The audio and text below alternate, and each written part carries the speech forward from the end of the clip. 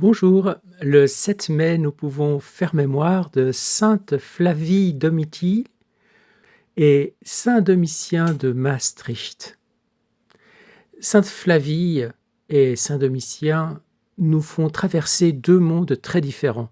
La Rome impériale du 1er siècle, encore hostile aux non-chrétiens, et les terres de la Meuse du 6e siècle où l'Église travaille à enraciner l'Évangile dans un monde nouveau.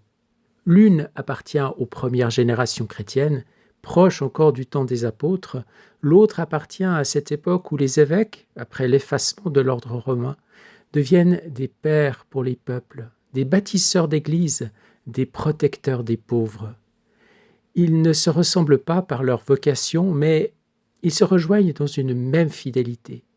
Laisser le Christ prendre sa place au cœur du monde, là où se trouvent les puissants, les pauvres, les malades, les villes et les peuples à évangéliser. Flavie Domitii vient d'un milieu où le christianisme aurait pu sembler impossible. Elle appartient à la famille des Flaviens, proche de l'empereur Domitien. Dans cette haute aristocratie romaine où le culte des dieux, la fidélité à l'ordre impérial et les intérêts familiaux pesaient lourdement sur les consciences. Son mari, le consul Flavius Clemens, fut frappé sous Domitien et Domitii fut accusée d'athéisme, mot par lequel le monde païen désignait volontiers ceux qui refusaient de sacrifier aux dieux de Rome. En vérité, elle avait choisi le Christ. Ce refus silencieux des idoles suffit à la condamner. Elle fut déportée sur l'île de Ponza, en mer Tyrrhénienne, où elle porta un long martyre pour le nom du Seigneur. Ce qui frappe en elle, c'est la discrétion de son témoignage. Elle ne semble pas avoir cherché l'éclat ni provoqué l'empire par des gestes spectaculaires. Sa foi se manifesta d'abord dans une appartenance intérieure plus forte que les liens du sang, du rang et de la peur. Elle aurait pu demeurer protégée par son nom, son mariage, sa place dans la société romaine. Elle aurait pu s'abriter derrière la prudence des grands. Mais lorsque le Christ demanda d'être confessée, elle ne le renia pas. Son martyre fut long avant d'être sanglant ou visible. Ce fut l'exil, l'arrachement, l'humiliation, la solitude, l'éloignement de Rome et des siens. Elle entra ainsi dans cette fécondité cachée des premiers témoins qui n'avaient parfois plus rien que leur fidélité, et chez qui la fidélité suffisait à faire trembler le monde ancien. La mémoire chrétienne a gardé son nom avec une vénération particulière, non seulement à cause de la noblesse humaine, mais parce que cette noblesse fut transfigurée par le témoignage. Dans le Christ, la grandeur ne consiste plus à appartenir à une famille puissante, mais à appartenir à Dieu lui-même. Domitii nous montre que l'Évangile peut atteindre les palais comme les maisons pauvres, et que la grâce sait se frayer un chemin jusque dans les lieux où tout semble ligué pour l'étouffer. Loin de Rome, sur cette île d'exil, elle devint plus libre que ses persécuteurs. Ils pouvaient l'éloigner, mais non lui ravir le Christ. Ils pouvaient la priver de ses honneurs, mais non de sa dignité baptismale. Ils pouvaient faire de son nom un motif d'accusation, mais l'Église en fit un nom de lumière. Saint Domitien de Maastricht, que l'on rattache aussi à Huy, appartient à un autre âge de l'Église. Il fut évêque de Tongres-Maastricht au VIe siècle dans une période de recomposition profonde, lorsque les anciennes structures romaines se défaisaient et que les peuples francs entraient peu à peu dans une civilisation façonnée par l'Évangile. Sa figure apparaît moins dramatique que celle des martyrs de l'Empire, mais elle n'est pas moins précieuse. Il fut de ces évêques qui, après les grandes persécutions, eurent à construire patiemment, instruire, convertir, fonder, organiser, secourir, protéger. Sa sainteté prit la forme d'un gouvernement pastoral ferme, charitable et persévérant. On le voit présent aux grands rassemblements ecclésiaux de son temps, notamment au concile de Clermont et d'Orléans, où son zèle contre les erreurs et sa science furent remarqués. Mais son œuvre ne se limite pas aux assemblées d'évêques. Il évangélisa la vallée de la Meuse, fonda des églises et des hôpitaux, prit soin des pauvres et contribua à donner à ces régions une ossature chrétienne durable. Il fait partie de ces pasteurs dont la grandeur se mesure moins à des paroles fameuses qu'à la fécondité d'une présence. Là où il passe, la foi prend racine, les pauvres sont visités, les malades trouvent secours, les communautés s'organisent et le Christ devient peu à peu le centre de la vie commune. La tradition locale aime aussi le représenter terrassant un dragon qui empoisonnait les eaux de Huy. C'est très merveilleux, dit à sa manière la vérité spirituelle de son ministère. L'évêque est celui qui garde les sources. Il veille à ce que le peuple puisse boire une eau pure, non seulement l'eau des fontaines, mais celle de la foi, de la doctrine, des sacrements, de la charité. Que le dragon soit compris comme une menace visible, une mémoire populaire ou l'image du mal qui corrompt la vie des hommes, la figure reste puissante. Domitien apparaît comme un pasteur qui délivre, purifie, protège et rend la vie possible autour de lui. Sa vénération demeura forte à Huy, où ses reliques furent honorées et où l'on recourut à son intercession, notamment contre la fièvre. Sainte Flavie et saint Domitien nous offrent ainsi deux visages de leur présence chrétienne dans l'histoire. Flavie Domitie témoigne du Christ quand l'empire païen veut faire taire les disciples. Domitien de Maastricht sert le Christ quand l'Église doit façonner un peuple, guérir des terres, instruire des communautés, bâtir dans la durée. L'une confesse la foi dans la solitude de l'exil et l'autre la transmet dans la patience du ministère pastoral. L'une montre que le Christ est plus fort que les palais de Rome, l'autre montre que le Christ sait devenir la source vive d'une cité, d'une vallée, d'un peuple. Leur trait d'union pourrait être celui-ci. Tous deux nous apprennent que la sainteté chrétienne sanctifie les lieux où elle est envoyée. Une île de relégation devient avec Domitie un lieu de témoignage. Une vallée encore à évangéliser devient, avec Domitien, une terre de charité et de foi. Le Christ ne demande pas toujours les mêmes combats, mais il demande toujours le même don. À l'une, il demande de tenir dans l'exil et à l'autre de bâtir comme évêque. À l'une, il donne la palme des premiers témoins et à l'autre la houlette du pasteur. Et dans les deux, l'Église reconnaît la même victoire discrète, celle d'une âme qui laisse Dieu régner là où elle se trouve. La mémoire de sainte Flavie Domitie et de saint Domitien nous laisse devant deux fidélités très différentes, mais traversées par une même paix de Dieu. Chez l'une, cette paix demeure au cœur de l'exil, quand tout est retiré, sauf l'appartenance au Christ.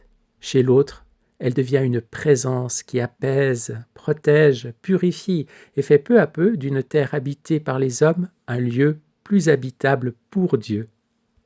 Et le passage du livre du ciel que nous allons entendre maintenant fait résonner très doucement ces deux accents. Jésus y parle d'une béatitude qui ne s'interrompt pas et qui commence déjà à se déposer dans l'âme fidèle, même lorsqu'elle est encore sur la terre, même lorsqu'elle est encore dans l'exil. On peut ainsi laisser résonner ensemble l'île de Domitie, la cité gardée par Domitien, et cette parole du Seigneur, là où une âme laisse la divine volonté agir, il se forme déjà en elle comme une réserve du ciel, un écho de paix, de sainteté et d'amour que rien ne peut lui ravir.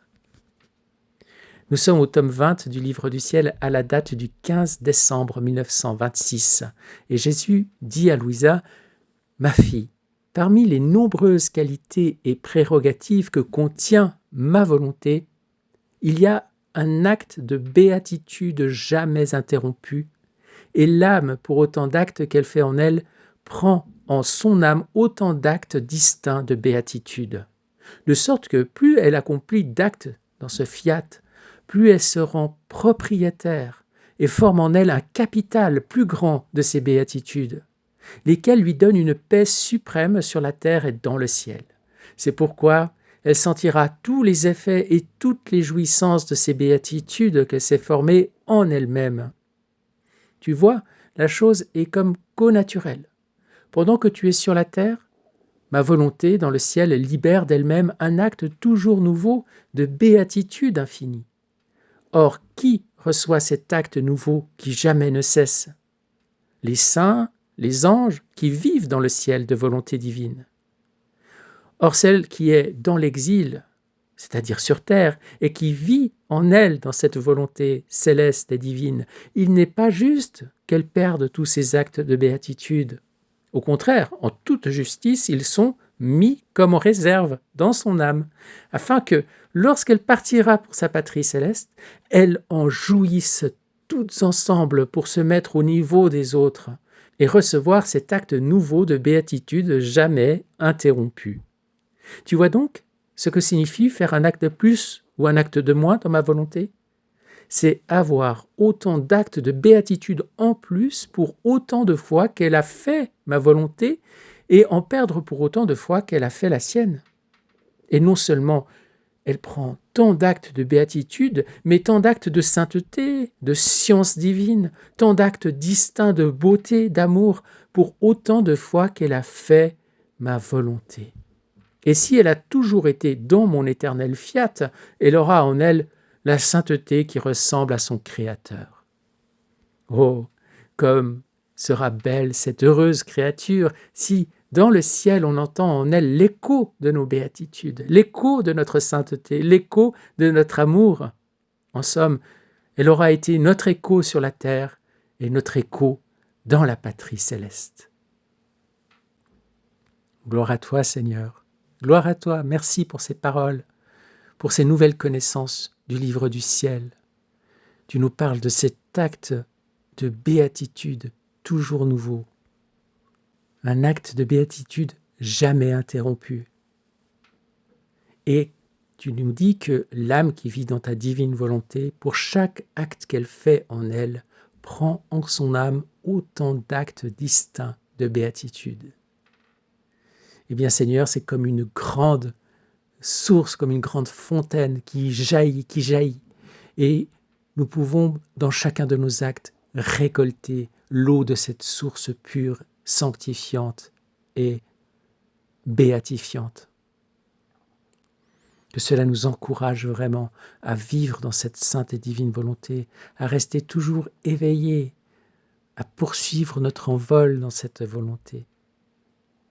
Multiplions nos actes et nos rondes au cours de la journée pour vraiment ainsi nous laisser entièrement remplir par cette source, cette fontaine d'amour du Seigneur qui est un jaillissement continuel et nouveau à chaque instant, dans chaque acte de béatitude, de beauté, de sainteté, de sagesse, etc., etc. C'est grandiose et c'est offert, c'est un don, alors n'hésitons pas, accueillons cela. Laissons-nous emporter par cette merveille. Lisons le livre du ciel avec fidélité et faisons nos actes dans la divine volonté à chaque instant.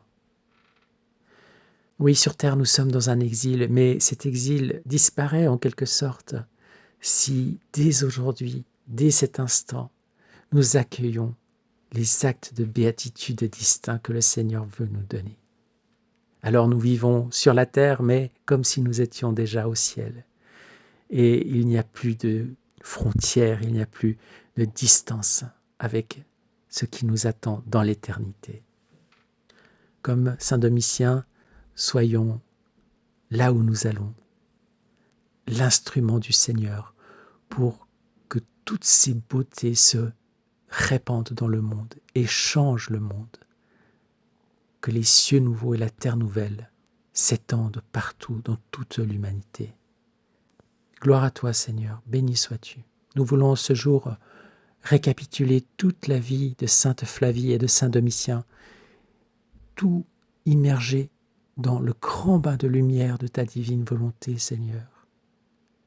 Chaque acte qu'ils ont fait, chaque pensée, chaque parole, chaque initiative, chaque émotion, chaque battement de cœur, chaque souffle, chaque respiration, chaque geste. Oui, Seigneur, nous voulons tout plonger dans ta divine volonté, tout réordonner dans l'ordre divin, apposer le sceau de ta divine volonté sur chacun de leurs actes et t'offrir le tout, Seigneur, avec notre « Je t'aime, je te bénis, je t'adore et je te glorifie au nom de tous et pour tous, afin de te glorifier, de te rendre grâce, de t'aimer, de te bénir et de réjouir tous les saints, en partageant avec eux cette cet acte de béatitude jamais interrompu. Et que ce soit une joie, une fête en cet instant présent et à chaque instant de notre vie, avec toi, en toi et pour toi, en communion avec tous les saints du ciel et tous les enfants de la divine volonté sur la terre et tous les sacrements qui sont célébrés dans la Sainte Église. Oui Seigneur, que ton soleil divin se lève en nous et qu'à chaque instant du jour nous soyons unis à toi de telle sorte que tu reconnaisses en nous tes actes, tes propres actes, car nous sommes inséparables de toi. Nous voulons vivre dans ta divine volonté. Seigneur, viens vivre en nous, viens opérer dans chacun de nos actes comme nous voulons opérer dans ta divine volonté. Nous voulons t'appeler à chaque instant du jour et si nous oublions, viens compenser notre oubli, Seigneur, parce que tu veux nous donner ce don. Peu à peu, nous serons toujours plus attentifs, toujours plus accueillants de ce que tu veux faire en nous. Amen. Qu'en ce jour, Seigneur, nous soyons ton instrument, que nos pensées soient les tiennes, que notre parole soit la tienne, que nos gestes soient les tiens, que nos travaux soient les tiens. Amen. Amen fiat. Bonne journée et à demain. Soyez bénis.